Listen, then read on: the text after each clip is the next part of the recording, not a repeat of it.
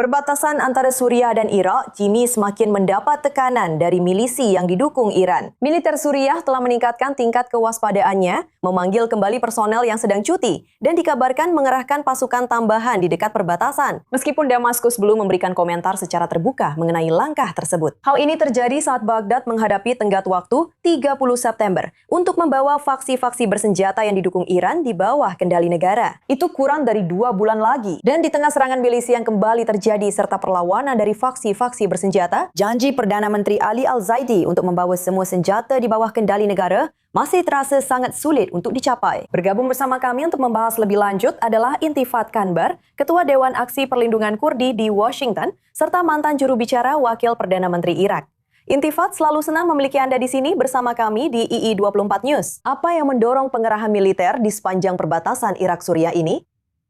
Senang bisa bersama Anda, Nicole. Milisi di Irak adalah masalah besar. Mereka adalah proksi dari Iran. Selain itu, jika Anda menyelami detail tentang bagaimana mereka berperilaku atau beroperasi, itu lebih menakutkan karena sekarang mereka bahkan tidak dijalankan oleh para pemimpin milisi itu sendiri atau yang saya sebut sebagai para penguasa milisi. Mereka dijalankan oleh para ejen IRGC di dalam Irak. Ada sekitar 5 lusin ejen tersebut di Irak yang mengendalikan mereka. Tapi Nicole, jika Anda melihat serangan terbaru di Arab Saudi, Anda akan melihat ada detail yang sangat mengkhawatirkan.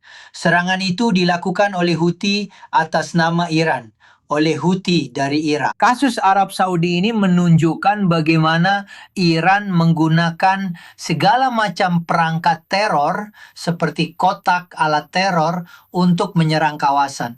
Jadi Irak hanyalah tempat di mana milisi-milisi ini Houthi menggunakannya dengan bantuan PMF dan Al-Sha'bi untuk melancarkan serangan ke Arab Saudi atas nama Iran. Dan itu sangat mengkhawatirkan bagi kawasan. Ada juga, saya diberitahu oleh sumber-sumber Irak, telah ada sejumlah banyak milisi yang bermanuver di perbatasan Suriah-Irak. Anda tahu perbatasan ini sangat penting, Nicole, bagi Iran, karena inilah jalur di mana Iran bisa memindahkan senjata dan pejuang melalui Irak lewat perbatasan Suriah ke Hizbullah di Lebanon. Dan sekarang Suriah sedang memutus jalur pasokan ini. Jadi ini sangat mengkhawatirkan dan saya yakin pemerintah Suriah telah saya dengar, pemerintah Suriah, Presiden Bashar mengirim pesan ke Irak bahwa mereka menyadari manuver milisi ini dan mereka waspada terhadapnya. Dan mereka tidak akan tinggal diam dan mereka akan mengambil sikap tegas. Jadi ketegangan sangat tinggi meskipun kelihatannya agak tenang. Apakah ada risiko nyata bahwa perbatasan Suriah-Irak ini akan menjadi front baru dalam konflik regional? Atau ini lebih tentang pergerakan senjata dan pejuang seperti yang Anda sebutkan? Ya Nicole, memang ada risikonya. Dan risiko itu bisa saya jelaskan kepada Anda dengan cara seperti ini. Pemerintah Suriah menangkap sebuah truk tangki sekitar sebulan yang lalu, beberapa minggu yang lalu, menyeberang dari Irak ke Suriah, jelas berasal dari Iran. Yang bermuatan serat optik, kabel drone yang digunakan oleh Hizbullah untuk menyerang tentara Israel dan membunuh mereka di Lebanon Selatan. Karena mereka tidak terdeteksi atau sulit dideteksi. Jadi mereka melakukan serangan mendadak ini dan membunuh.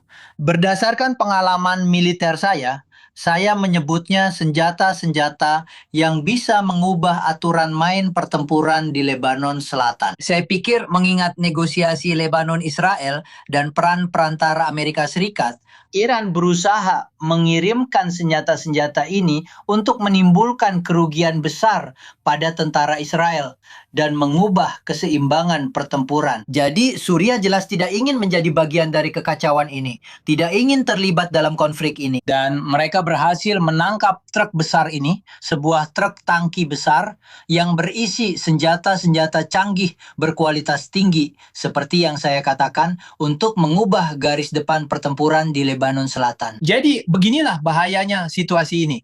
Maksud saya, Pemerintah Iraq, Perdana Menteri Zaidi berusaha sangat-sangat keras untuk mengamankan situasi. Saya juga ingat, boleh saya tambahkan, pasukan Iraq pergi ke Jalafah al-Sakha yang merupakan daerah di selatan Baghdad, diduduki oleh milisi-milisi ini dan mereka mencoba untuk masuk. Dan kemudian mereka dikepung oleh milisi-milisi itu menurut sumber saya. Dan kemudian di Suriah, milisi-milisi itu melepaskan tembakan ke udara dan pasukan tentara Iraq harus mundur.